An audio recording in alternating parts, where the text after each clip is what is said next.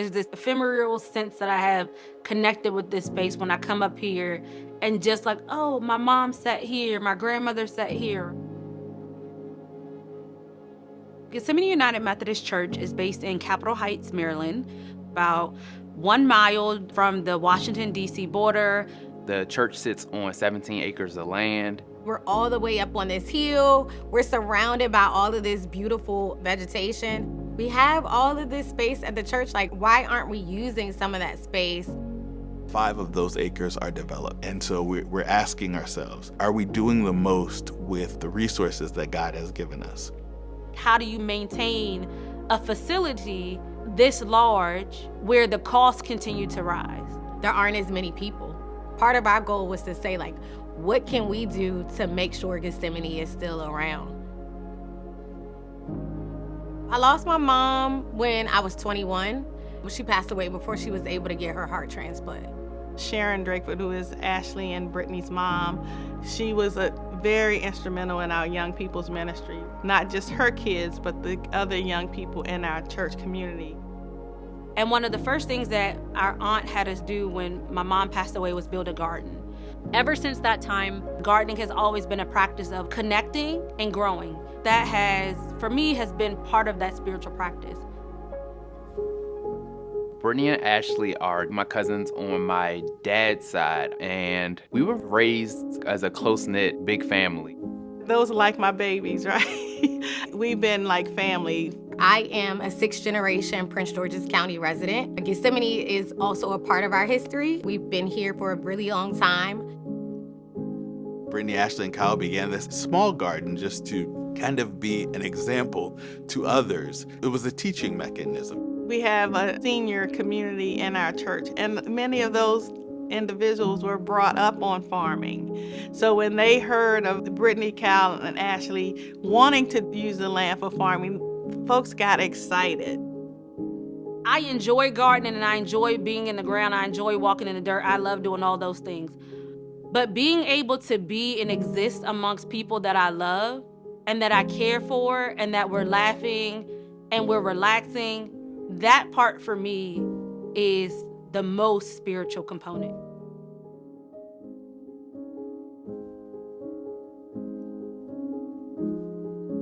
We have an abundance of land, and we also have commercial kitchen space.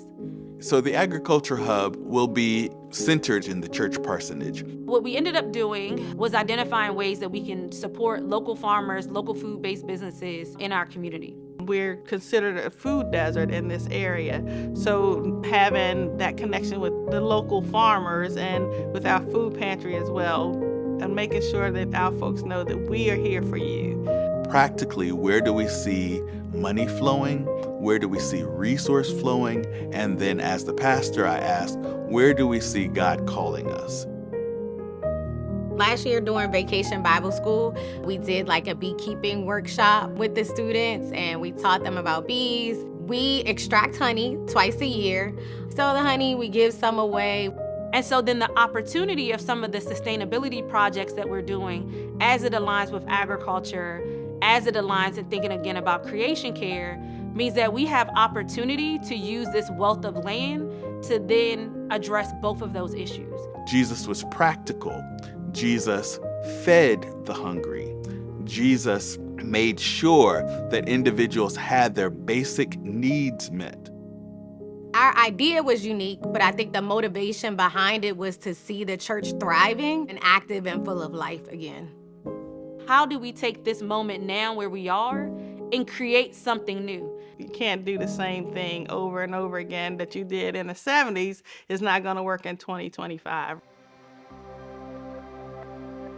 Gethsemane already has developed policies, procedures, and all of the administrative capacity that we need to function as an organization and as a nonprofit. So through the fiscal sponsorship with Gethsemane, we're able to then leverage that institutional knowledge to now share costs. When we go out and win grants or we have these big, bold ideas and we bring back financial backing, we're able to solidify the foundation that is Gethsemane. It's great to have a vision that can happen in 10 years, but you also still have to have incremental steps to help you get there. If you don't have that, then the vision really can't become a reality. Our legacy of service comes from my mom. She's a huge motivator in what we do. I can only imagine what she would think of all the things that we're doing right now. But really, we're just doing what we've been taught to do. What makes me most proud is seeing my cousins be the best versions of themselves, finding their voices and finding their confidence through the work that we're doing. When we look at many communities, particularly African American communities, right? One of the most valuable assets in those communities are churches. Churches are anchor institutions. And if we choose to see them as anchor institutions, there is a wealth of possibility that can be birthed and born out of that. There have to be people that are always teaching, people that keep our history, people that pass it down, and people that come up with these new, big, bold ideas that are able to keep the church moving forward into the future. 1, 2, 3.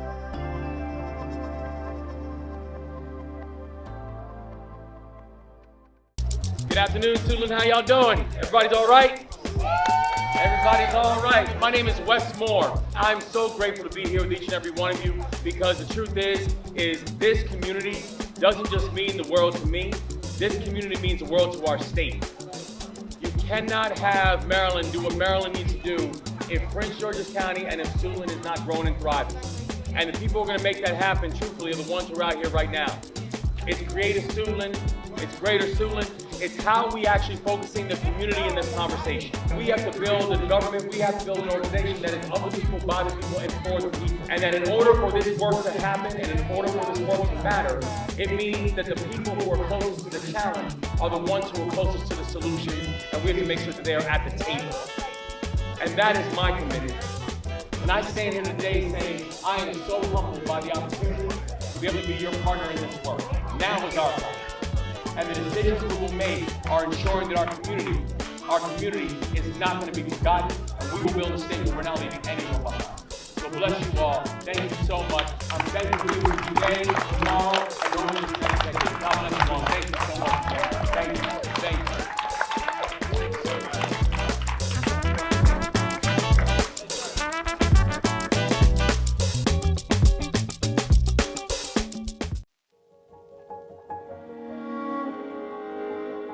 This is radical social justice that Jesus is calling us to do. The Capital Market is our expression of God's love, and we take it everywhere we go.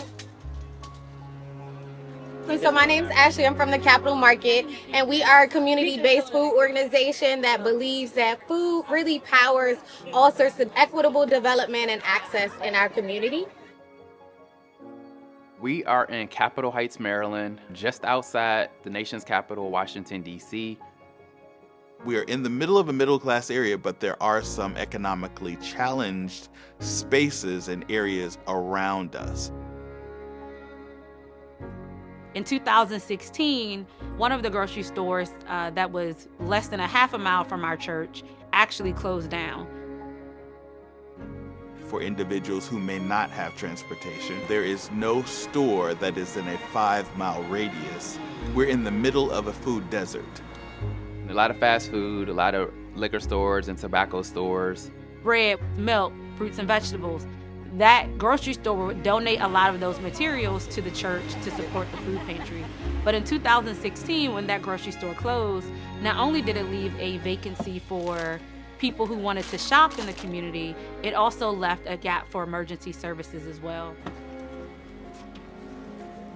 So Brittany and I, we did this really interesting political discipleship class. It was an 11-week course that we took here at the church. And we talked about how scripture and politics intersect.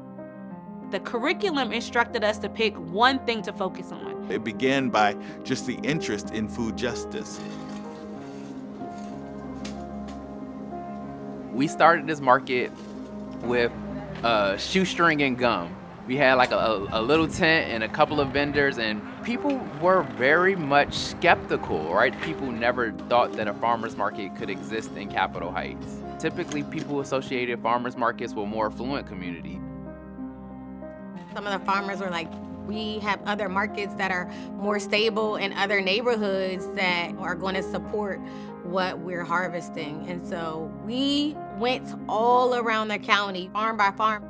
We spent a lot of time building relationships with people and trying to learn more about their businesses, trying to connect them with resources that we knew about. And over the years, we've been able to meet and build beautiful relationships with farmers that are really loyal to us. And they're like, we're going wherever you're going.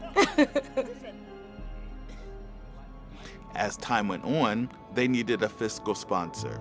We were happy to do so.